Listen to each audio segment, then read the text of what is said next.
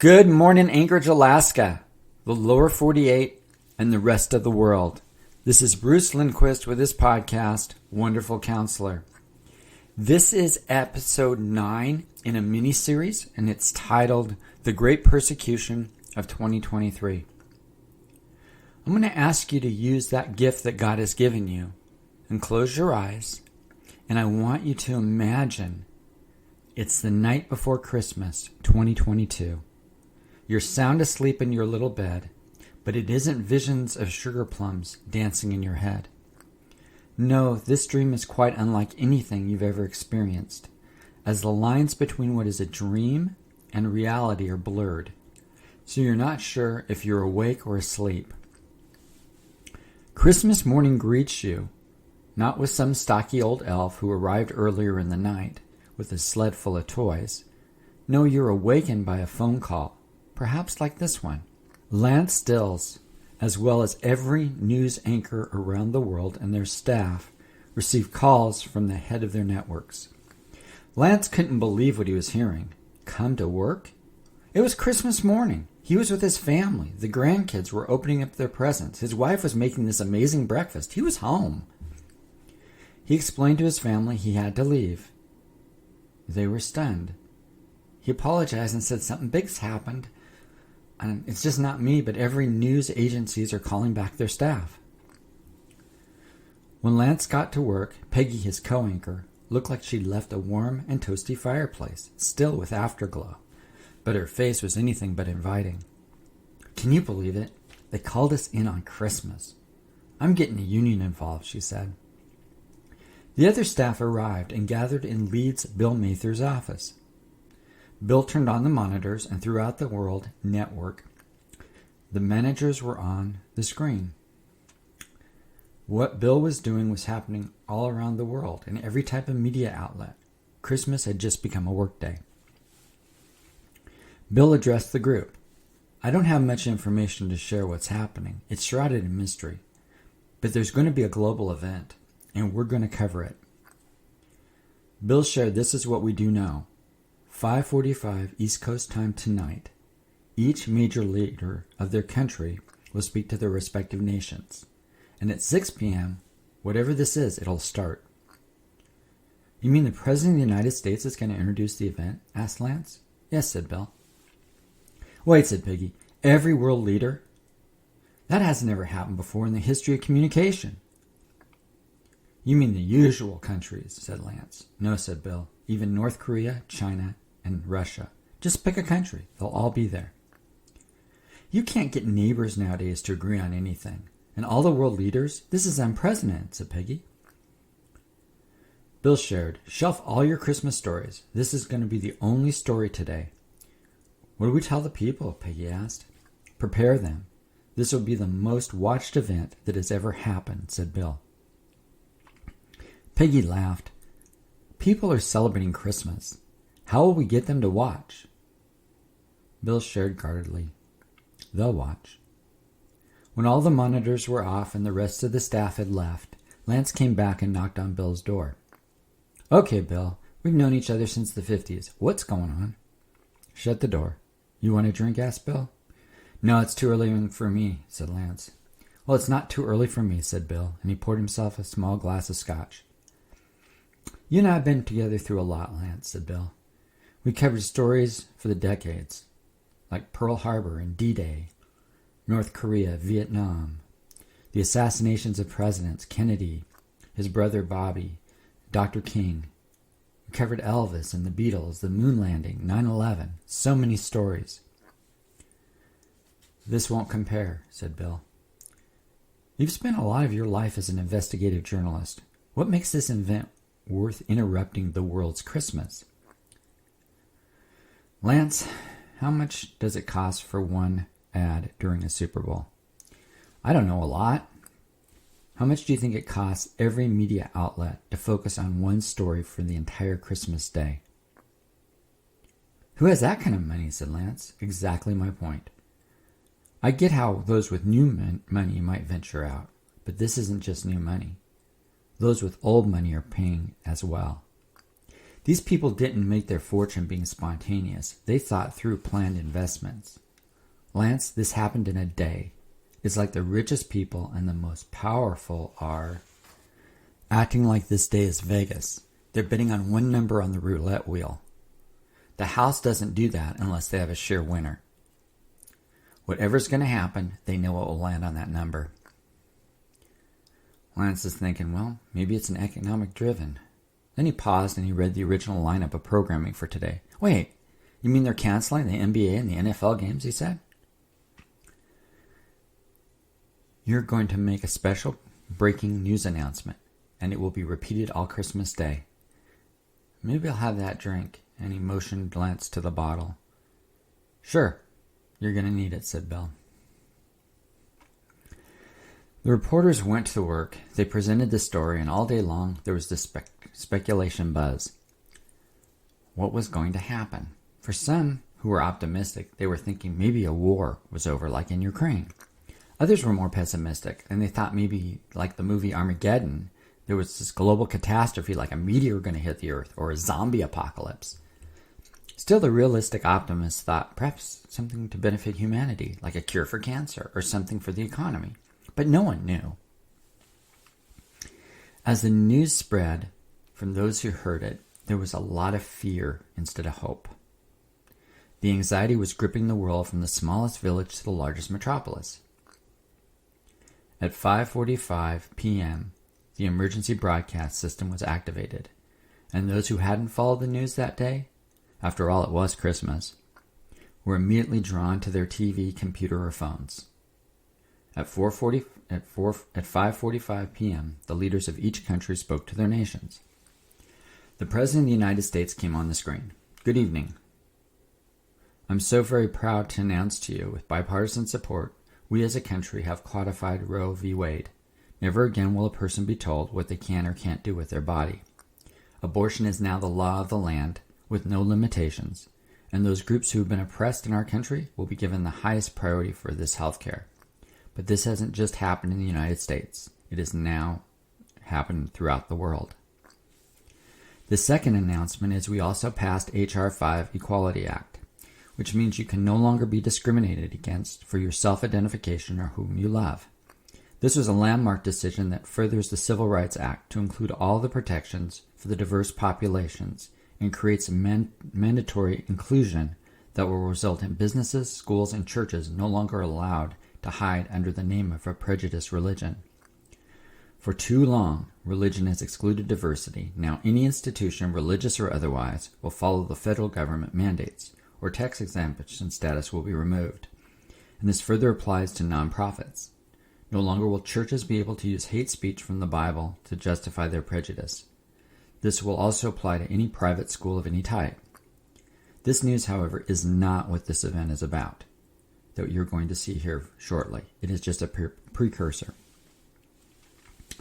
For I have spoken to all the world leaders, and for the first time in history we're united. What is about to happen has the full support of your government and every government around the world. I didn't think I would live to see this day. Your life is about to change in ways you never imagined. In just a few moments, you will be broadcasted into the United Nations. This is indeed for the United States and the world, a day that will not be forgotten. I'm so thankful I could be your president during this time. As the president signed off, a red glimmer reflected from his hand. The world watched as the leader of the UN stepped to the podium. My brothers and sisters of humanity, we have strove to solve the problems that plague our countries. Poverty, disease, and injustice, and climate. Tonight we have overcome those plagues that have downtrodden the world. I met someone recently that is literally humanity's answer to our prayers and wishes and hopes. It is my reverent honor to introduce to you the leader of the country of Romania, John Elton. John arose and walked to the podium. He had shed some of his human covering, and literally looked like he was a god to be worshipped. There was a hush. When the people saw him, his eyes were their favorite color of each viewer. His appearance was that of a man, but depending on what country you were from, he looked like you. When he spoke, everyone heard him in their own language, not just in their minds, but in their hearts. It was like the most famous person who ever lived was standing before them. Reports later described this as one of those moments that you asked yourself where you were when. It was that life-defining. People who believed in a God, saw their God. Jewish people saw the Messiah. Muslims, it was Muhammad who was standing there. For any belief you had or hoped in, John resembled it. The only ones who were not fooled were the ones with his spirit. John spoke, and all heard what they wanted to hear and were filled with a strange peace. John looked down at his watch. All disease are healed right about now. Cameras from hospitals all over the world showed patients leaving. All disease and illness and injury was no longer a definition of the human condition. John announced economically the world would be universally on the gold standard. He revealed to each country where their deposit of gold was located. John looked up at the heavens. Be healed! And a blue-colored dome appeared over the earth, and then disappeared. You need not fear climate anymore, said John. You have access to all the wealth you need. If you want to work, work. If you don't, don't. You don't have to fear being unemployed or homeless again. John explained how he had briefed each world leader how to make their economies thriving again. Then John announced, on January 1st, 2023, there will be a one world banking system. All credit cards will be useless. He invited everyone around the world to wear a crimson ring. It would be the only way banking was done, and the computers would register your transactions. John wasn't finished. Those of you who are hearing my voice or in prison are now released, if you wear the red ring. John looked at his watch. And now there will be no more crime, no more wars, and the lion and the lamb will lay down together. In Chicago, the gang fighting just stopped. You are all safe. I have destroyed evil from humanity, said John. It is now time. His words were interrupted by the sound of a gunshot. A man standing behind John, much like John Wilkes Booth to President Lincoln, the bullet hit John in the back of the head and he collapsed to the floor. John stayed down a little while, as he waited for the doctor to pronounce him dead, and then a little while longer, just for effect, and stood up with a mortal wound on his head. And then he said, I have even overcome death, and the people all over the world declared him as God. Religious leaders worshipped him, and he then announced a worldwide church where all would be welcomed. The man who shot John was killed by the crowd, who were in grief over their beloved leader's supposed death. The man was wearing a cross and had a Bible. John shared, for those who refuse the ring are traitors to this world, and many of them will be carrying Bibles. If you find anyone who refuses to wear the ring, they must be brought into stations where they will be provided another opportunity. You will know right away if you're around them, because you will feel your peace leaving. I will also reward you with whatever your heart desires. Those who do not wear the ring will not be able to purchase anything. This is the only thing I ask for you in my overseeing reign of your world. All these leaders will remain in place, and you will have your freedom, and all these gifts I've given you. John looked at the dead man. This book in his hand is a hate book. It keeps you from identifying how you feel, doing what you really desire to do, and will not be a part of my church. John shared, this generation is learning in colleges around the world there must be social justice, and biblical Christianity is an oppressive religion and therefore must be eliminated. It is neither diverse or inclusive enough to embody all people. Therefore, it will not be allowed to be practiced. Those who practice it are to be identified and brought into the same stations as those who will not wear the ring. I will speak to you again soon, said John. I have a meeting between Israel and the Arab nations. We are going to agree on a 7-year peace deal. There will be no more wars, and the walls around your countries you will not need, nor will you fear again. Each world leader was now wearing a ring, and all those in the UN, and rings arrived to people all over the world. The prisoners were free and hired to work in these stations. Just like that, the will of the people around the world was surrendered to John. All over the world the scene was playing out. Those who weren't wearing the ring were being led into warehouses, and were given opportunities to take the ring, and most did. There were, however, those who didn't, and the following scene was happening throughout the world. A man in his 60s from Maryland named Joe and his wife Carolyn and grandchildren all went into the station, turned in by their neighbors, friends, and even family. The man was asked if he would wear the ring and swear his allegiance to John. He refused. The man's wife was put under the convincing device, which was built by the prisoners, a state-of-the-art guillotine. The man was asked again to take the ring and swear allegiance, and he refused, saying there's only one God, who is Yeshua, and he's the only one he would worship. He watched the blade slice the head off his wife. It plopped to the floor, and one of the executioners kicked the head over to the man. He wept.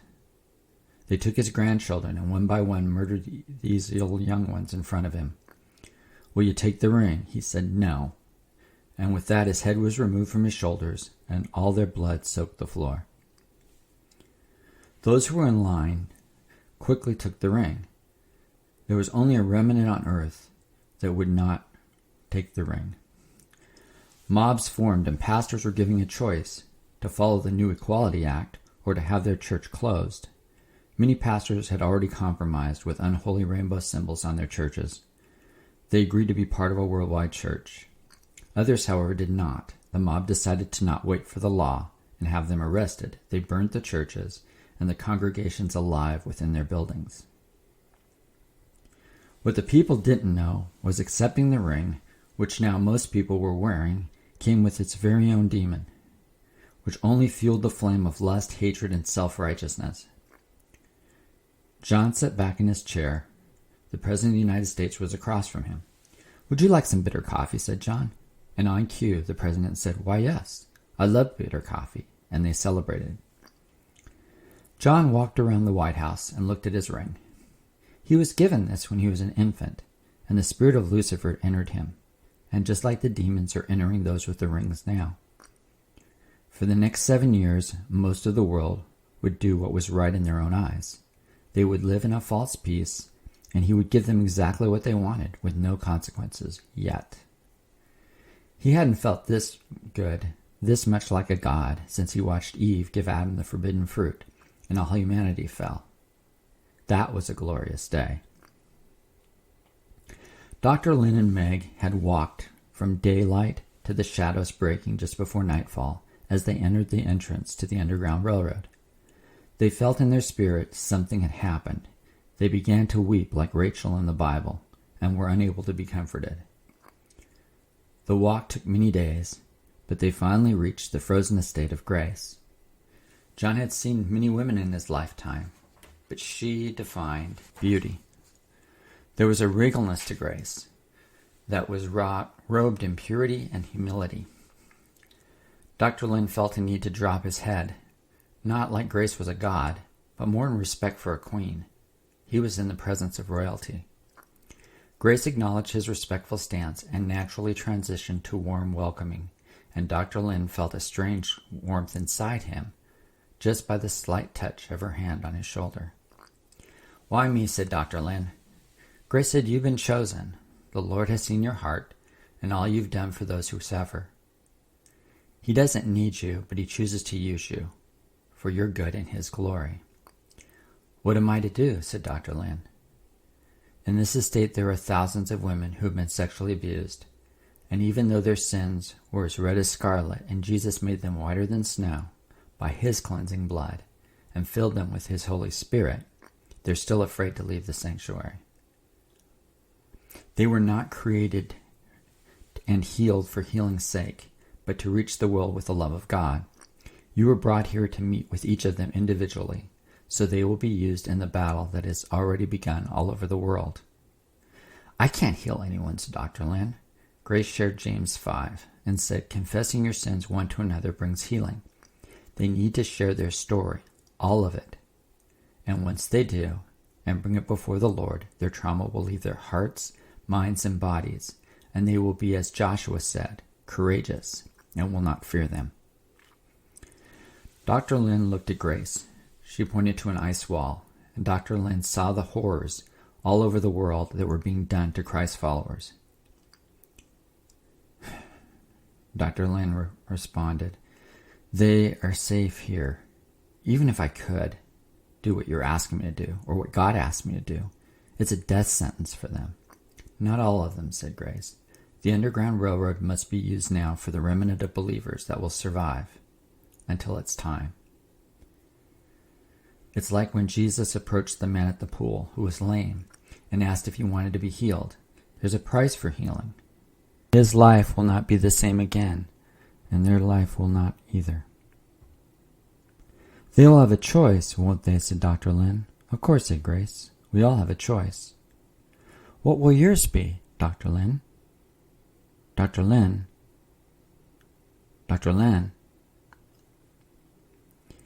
It may seem inappropriate to talk about persecution on Christmas. After all, this is the birth of Christ. Yet I'm reminded shortly after Jesus' birth, every male baby was slaughtered by a power-hungry king in that region. Even now, as we celebrate Christmas, Christians all over the world are being tortured and dying for their faith. The bowl of the blood of martyrs is being filled up exponentially. Right now, you're not facing a guillotine, and you can give your life to Christ before the great persecution comes to your town. I end tonight with the words of Jim Elliot. "He is no fool who gives what he cannot keep to gain what he cannot lose."